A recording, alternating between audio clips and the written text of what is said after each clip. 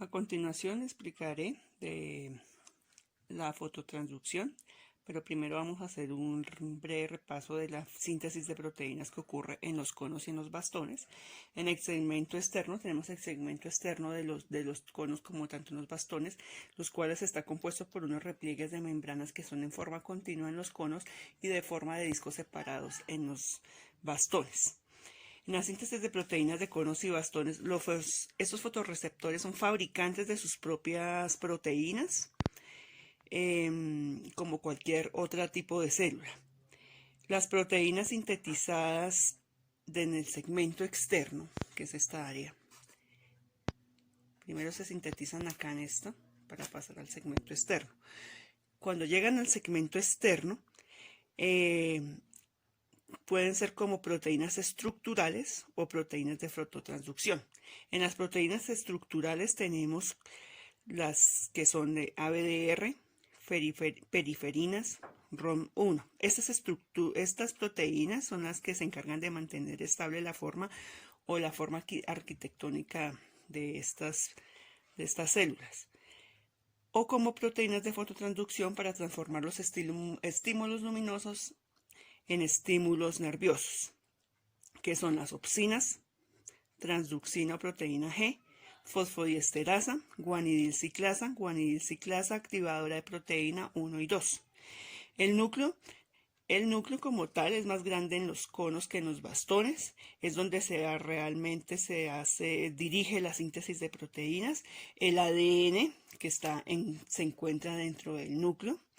Este ADN transcribe esa información al ARN mensajero que migra hacia el mioide, y el mioide se encuentra en el segmento interno, que se subdivide en mioide y en elipsoide y en mioide.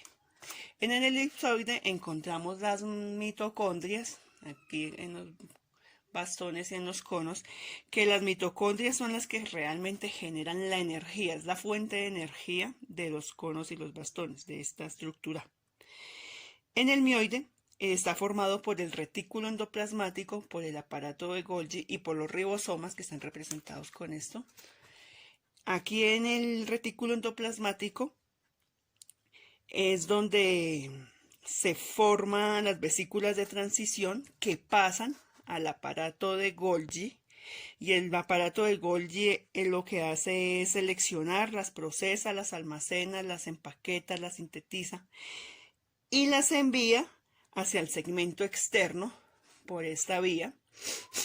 En el segmento externo van en forma de proteínas estructurales o proteínas de fototransducción. También el primer paso de la fototransducción es la absorción de luz, el pigmento visual que llega aquí, que yo lo demostré con hice una representación del pigmento visual. Entonces, ahí se ve el pigmento. Este pigmento visual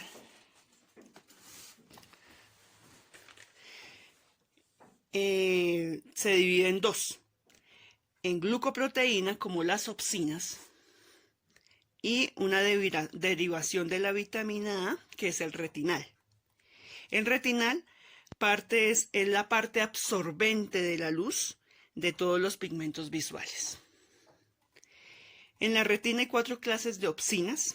En los conos hay 3 y en el bastón hay 1. En los conos tenemos la cianopsina, que aquí estoy representando. Este cono sería una cianopsina, que es de color azul. Obviamente los conos no se ven de ese color, pero lo que absorbe, su longitud de onda que absorbe, es el color azul.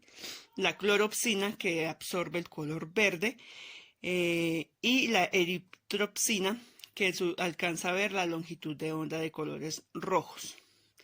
En el bastón está formado por la rodopsina, que absorbe las luces verdosas azuladas. En el retinal hay 2 tipos de forma. En la oscuridad, el retinal tiene una forma curva llamada cris retinal.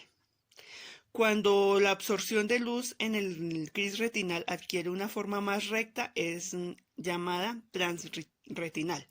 En la oscuridad esta se encurva y cuando tiene el fotón de luz se endereza y cambia su direccionalidad. En la conversión del cis retinal a trans, de cis a trans, de cis retinal a transretinal, esto se denomina isomerización. En los discos membranosos de la plasma, en los discos membranosos plasmáticos de la membrana plasmática,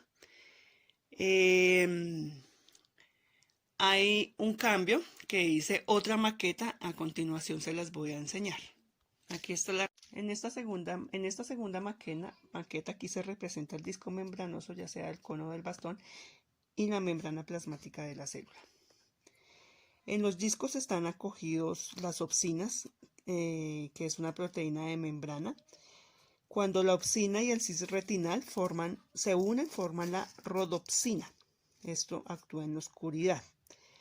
Llega el fotón de luz a la rodopsina, golpea, estimula esta. El cis retinal va a pasar a transretinal y se va a separar de la opsina. Se separa y se activa la proteína G, que se une y activará, que es la proteína G, es la transducina. La proteína G activada produce el intercambio de núcleos de la guanina, que va a activar el GDP por un GTP.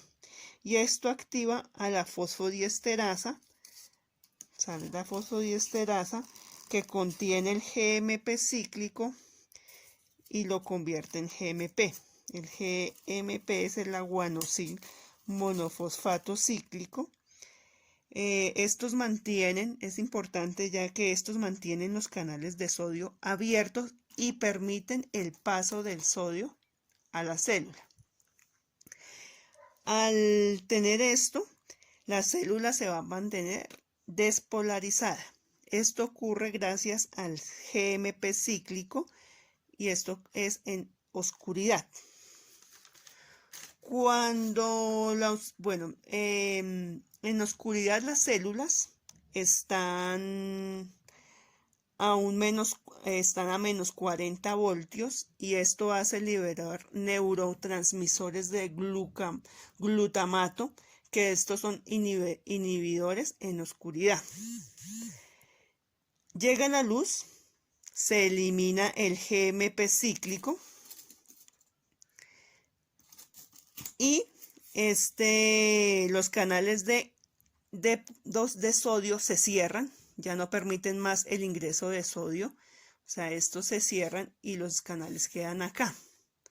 También sabemos que existen los canales de potasio en la célula, que este potasio abandona la célula, salen y para que al abandono de esto haya un gradiente electroquímico. Y esto hace que la célula se hiperpolarice. Al estar hiperpolarizada ya no se va a liberar y ya no habría liberación del neurotransmisor inhibidor de glutamato. Para que el transretinal y el cisretinal vuelvan a tomar nuevas fórmulas de moléculas de rodopsina, se necesita de la vitamina A. Esto permite, esta vitamina, como ya había explicado en el principio, se vuelva a formar este ciclo. Esta vitamina puede ser dada por el cuerpo, por el mismo organismo, o puede ser adquirida por medio de los alimentos.